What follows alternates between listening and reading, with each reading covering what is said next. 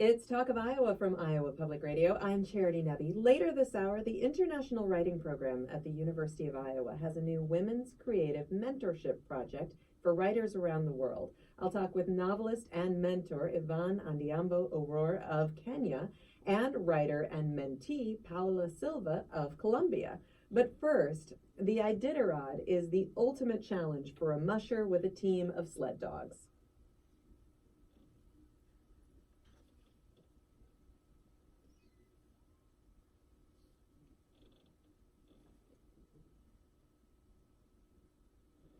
That's from the start of this year's Iditarod. In a few minutes, I'll talk with musher Emily Maxwell about her experience on the trail this year. But first, a different kind of race on the Iditarod Trail. Steve Cannon just became the first Iowan to finish the Iditarod Trail Invitational 1,000-mile race.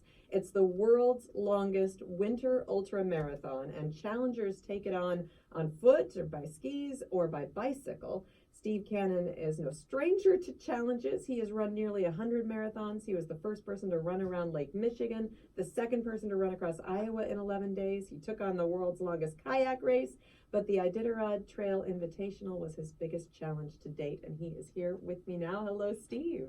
Hello, Charity. It's so great to be here. Well, it's wonderful to have you here. And let's talk about this race. I mean, you did it on your fat bike. Yes. When did you first learn about this race? I first learned about this race, the human-powered version, of course, hearing those dogs bark. I think almost everybody in the world knows the Iditarod proper, and we did actually get to share some time on the trail with the sled dogs. But I first learned about it doing another race, a qualifying race, and a gentleman named Todd McFadden was in the bus seat in front of me, and he was talking about this race in Alaska. And I instantly became like a child at his grandfather's feet. I was right behind him and leaning more and more over his shoulder and listening to the stories, and immediately the wanderlust and the what ifs and all of that started going. So, what do you think captured your imagination about it? What was it that made you think, oh, I need to do this? You know, in the last 10, 15 years since I've started doing these challenges, you continue to expand your horizons, your possible, if you will. And Alaska is just this giant place. It's maybe the last frontier. And I had already been bitten by the winter bug severely, but it was still this concept that was way beyond. We were doing these qualifying races, which are 100-mile, thinking maybe you might do the 350, which we have talked about that we did last year, but the 1,000 was just this moonshot, but still it captivated me. So once you decided that you were going to do this, I mean, preparing for something like this is such an incredible challenge. And you actually basically moved to Alaska to prepare, right? Yeah, the race scared the hell out of me. And so 2 years ago, I just started investigating just through the power of social media, just, hey, does anybody know anybody in Fairbanks? I wanted to go to Fairbanks because it is notoriously cold. It's a nasty, ornery place, beautiful, but you're going to get the real cold. You're going to get the real winter. And I just wasn't certain that just doing these qualifying races was going to prepare me for Alaska. So, yeah, I rented a cabin out in the hills a few miles outside of Fairbanks and started no running water. The whole thing is soaking up, and found some great mentors, people that I had known that had done these races, and they were kind enough to take me under their wing, and that started it 2 years ago. Give me an idea of how exclusive the club is of people who have finished this race. I mean, there aren't that many who have accomplished this 1,000-mile goal. So I was curious as well, and so I had emailed the race directors. At some point I'll unpack all this and write another book, and so I wanted to do a little bit of my own homework. And so the human powered race started in 2002, and if my math is right, before the start of this year's race, 45 people in the 17 years, I think that is, had completed it one way or another. So yeah, it's not a big club. No. And the fat bike culture has really grown in recent years. If you're not familiar with it, these are big fat tires on bicycles that allow you to ride in snow, on ice, in sand, that kind of thing. How long have people been riding fat bikes up there since it started in 2002, or is that a more recent addition? It's really impressive that you know that. Not surprising, because you always, your breadth of knowledge, it just always amazes me. But it's interesting because if you look back in the early years, you'll actually see that people would complete this on just what we would know is just a mountain bike, much thinner tires, which I can hardly imagine. And then people being inventive would take two mountain bike tires and figure a way to put them together so you would get a wider tire. The idea being the wider the tire, then you can, you get more purchase. You're able to roll over the terrain that's not so great, all the way to what we now know as these fat tire bikes, which allow you, when conditions get crappy, which they certainly did this year, to continue to let less and less air out of the tires, and you can really ride on things that would surprise a lot of people. But it's certainly, everything up there, because they have winter and all of that, it's caught on quicker there and has a longer history there than here. But you see them everywhere now. Yeah, I see them in Iowa City all the time. Yeah. When you were training, what do you think you did that really prepared you for this challenge? Because again, I mean, it's hard to describe this race really, so that we can wrap our minds around it, because it's 1,000 miles and you're really out there on your own. What do you think prepared you for this? Again, it's a great question. Everyone that shows up to that starting line is physically fit enough to accomplish the task. Especially with the 1,000 miles, it is the mental challenge that will determine whether or not you make it or not. And so if there was any one thing, it was just getting comfortable in a place that shows you just how vulnerable you are. A place that is so big that you realize at any moment, like a flea on a dog's back, it could just flick you off.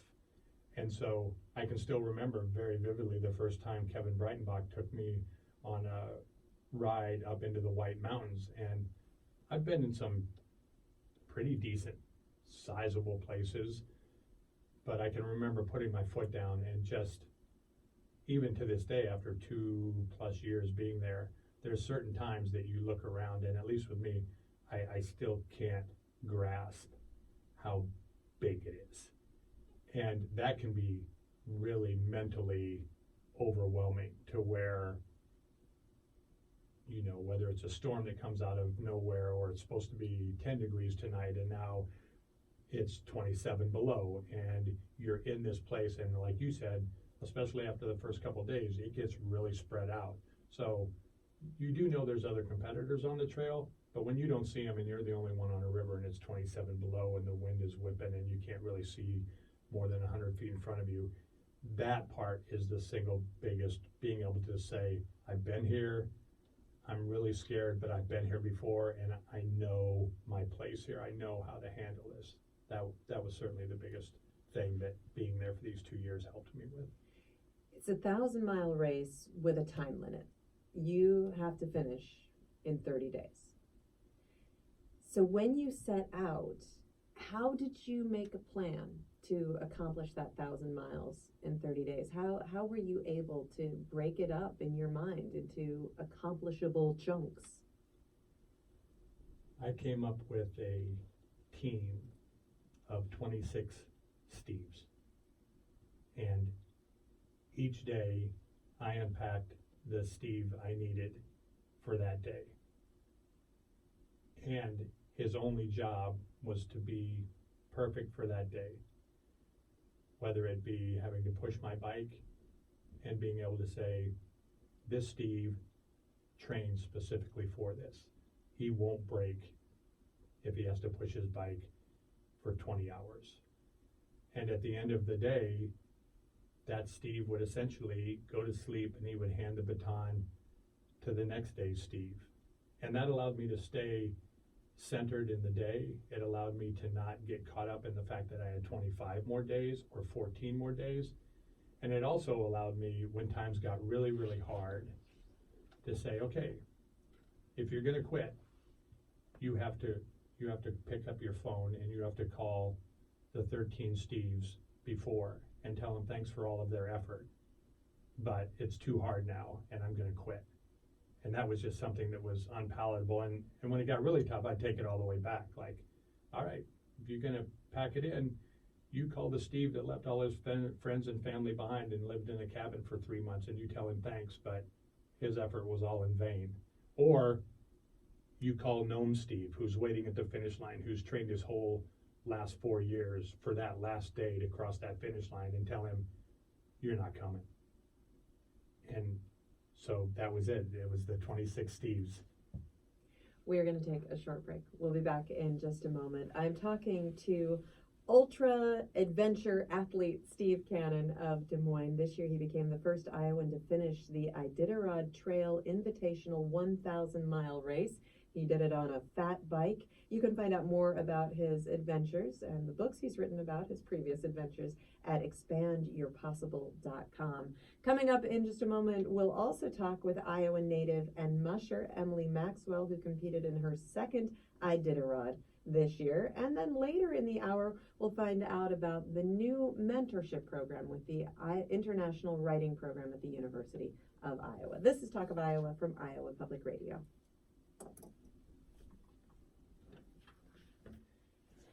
And we have a 2-minute break, and then we'll be back. So great. Oh, it's so fun. Yeah, I have so many questions for you that I won't have time to ask you. We'll do it again. All right. When you come to Des Moines, we can have a open-ended, no time limit exchange. So we'll bring Emily into the conversation probably in about 8 or 9 minutes after we get started. I talked to Emily last year after her trip. She's pretty extraordinary. I can't wait. Do I get to listen in? Oh yeah, absolutely. Make sure you ask her about the 14 miles into Iditarod. All right. Yeah. Is that It's a checkpoint in the middle of the race, and the conditions to get there broke a lot of the sleds in half, and it was a section that was, well, the last part of it was 14 miles, and it took me nearly 8 hours to walk it. Yeah. Ugh. Yeah. And mushers, these exposed things called tussocks, just all, and that's what stopped her eventually. Yeah. Her team just quit. Yeah. It was ruthless. Yeah. So well, she might bring it up anyway. Right. No, I mean we'll insane. definitely talk about that. I wonder. I'm gonna try to arrange it so the two of you can talk about that together, and then I'll let you go and focus on her. Yeah. All right. 15 seconds.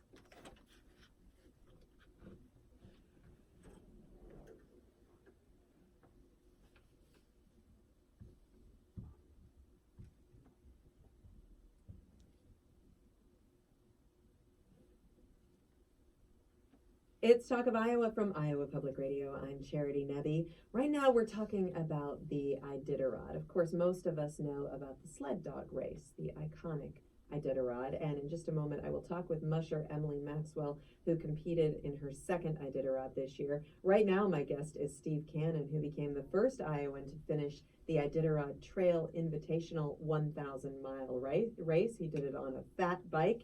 And Steve, What kind of support do you have on that 1,000 miles? Just before the break, we were talking about, you know, how you needed to dig deep every single day to make it through these extraordinary conditions on this incredibly rugged trail in the middle of nowhere all by yourself. Was there support? What kind of safety net did you have? It's interesting because in all of the qualifying races, they have very extensive gear lists. In the Iditarod, they have no gear list. So the only required piece of equipment is a spot tracker. And that allows people at home all over the world to follow your blue dot. I carry a satellite phone, so that is my out if I need it. But other than that, there is no other support. You carry everything that you need on your mode of transportation, whether it be a sled you're pulling or skiing or on your bike. You don't use a sled, so your space is limited, but you look like the Beverly Hillbillies, right? You got everything loaded onto that, your sleeping gear, your food, your water, your cooking gear, so that when you run out of water, you boil snow to make more water. And then a couple weeks before the race, you send these 5-pound mail anything boxes from the United States Post Office to the villages that you will arrive in during the event. And it's spring break typically when you're on there, so these villages have schools, and so either at the school or the post office, your box would be waiting for you, and that would be where you would resupply for the next 12 to 48 hours, and you go from village to village and do what it took to try to keep some pounds on you, which I didn't do such a great job, but it wasn't for lack of effort. So you literally couldn't eat enough to get the No, calories you needed. I couldn't. My goal was somewhere around 6,000 to 6,500 calories a day, and with the freeze-dried meals and just the effort put out and those kind of things, I did a rough estimate that I probably was about 2,000 calories short, which put me 52,000 calories in the hole by the time I finished. And somebody much smarter than me kind of backed those numbers and messed around, and they're like, you actually guessed pretty close. If you lost close to 20 pounds on the trail, that would have been about the deficit you had. So yeah, so not a whole lot of support. Tell me about the most difficult moment on the trail.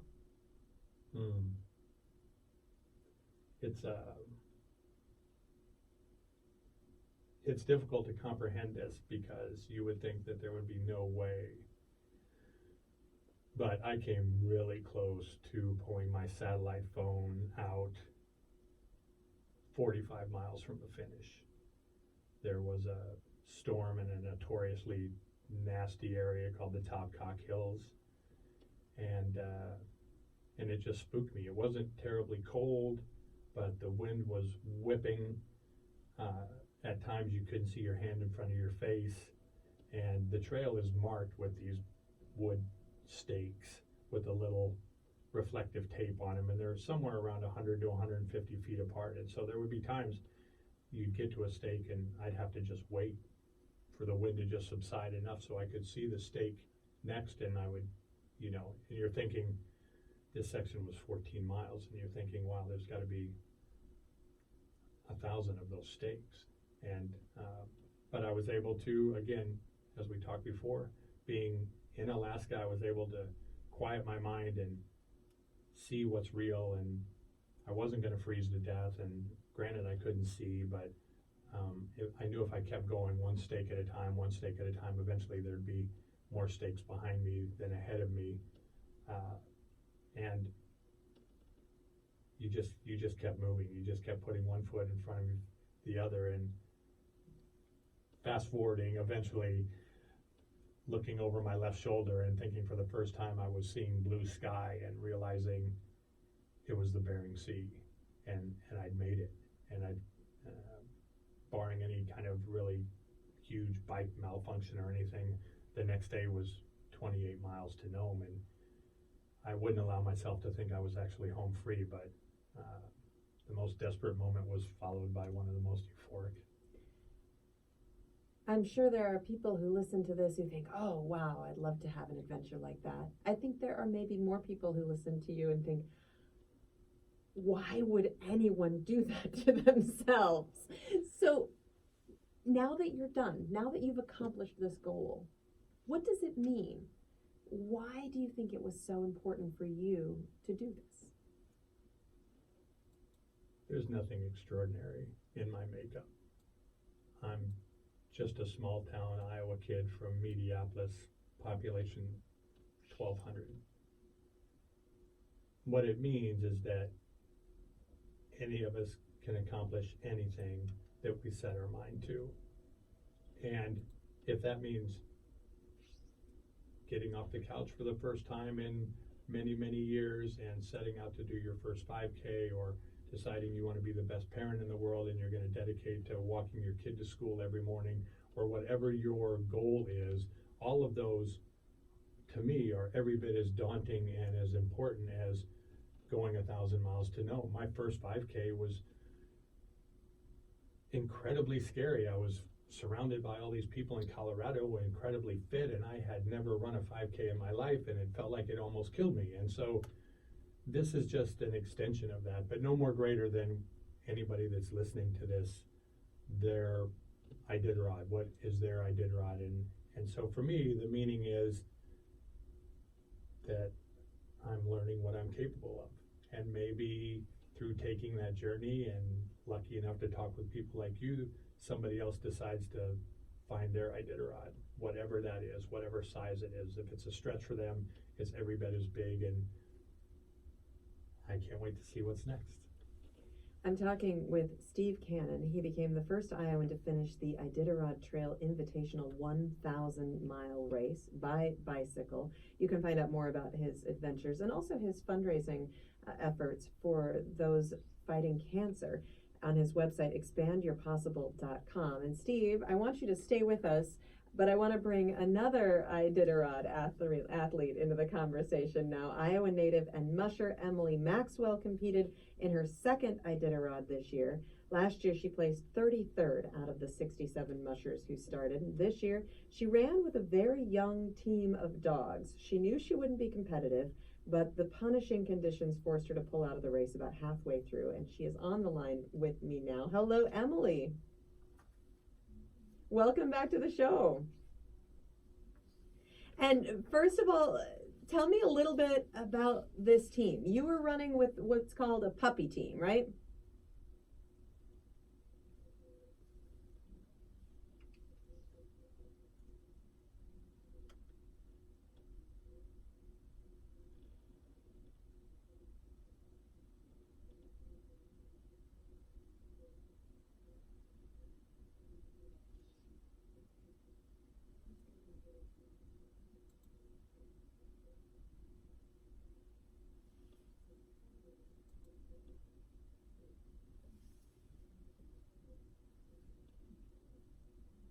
And so heading out with this puppy team, what was your goal?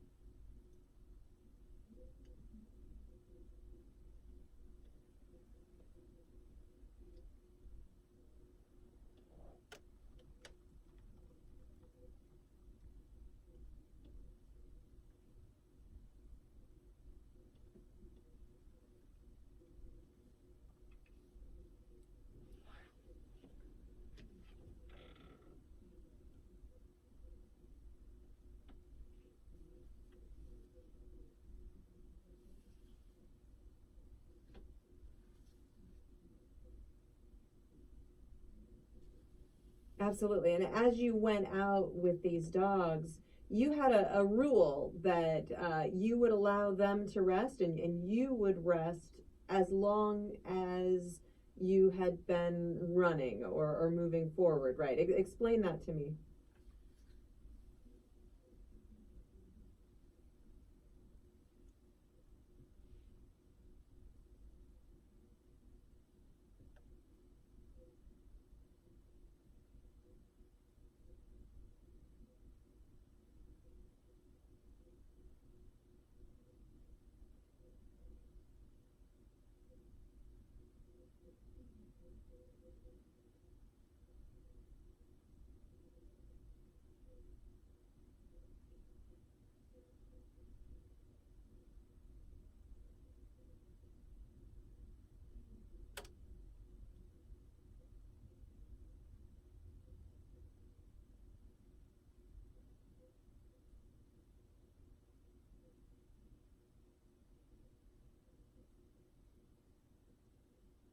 Steve and I were just talking about how in his race there was little to no support. Tell me about the support for mushers. How you have check-in points. How much support do you have on the trail?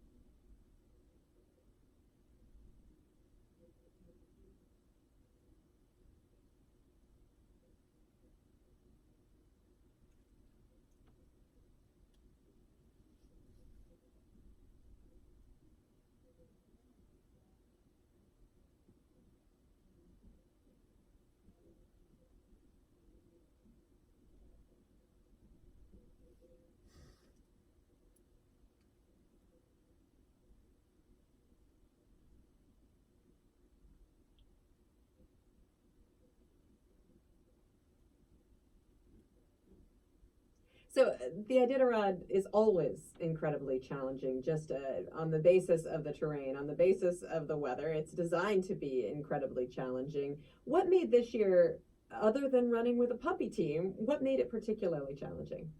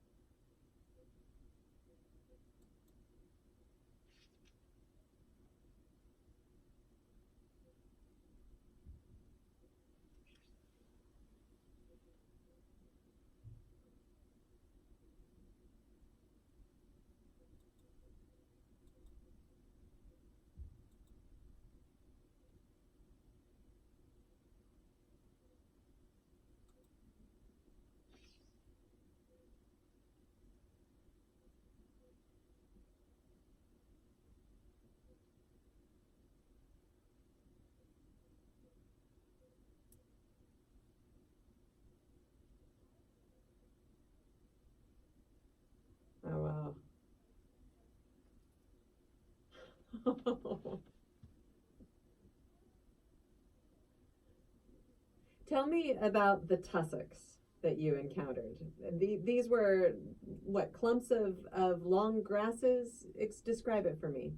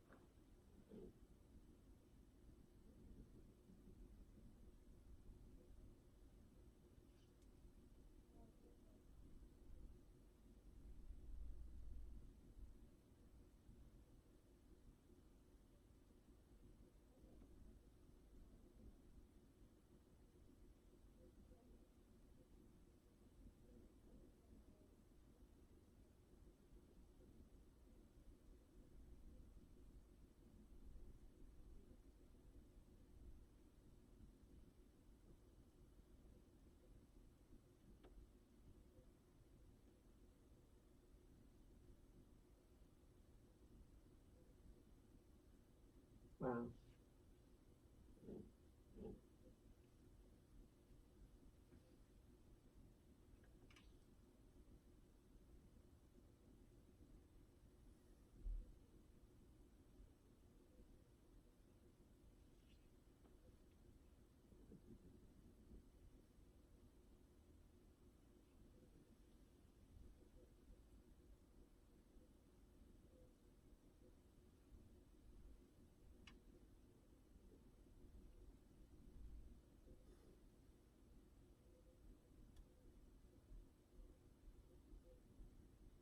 Wow. And we're almost out of time, Emily. As Steve is listening to you talk about this was also really one of the most challenging parts of the trail for you too, Steve, right? I mean, you ended up walking your bike through these tussocks. Yeah, it's like probably the same with Emily. You talk about it, you just start to get like these cold sweats almost. It was like nothing I've ever had to take my bike through. And how you got your sled through that, Emily, when I got into Iditarod, I thought the dog race has got to be over. There's just no way anybody with a dog team is going to freaking get through that. Yeah, and Emily, that is what did you in. You had to call in. Do you think there's a future Iditarod for you?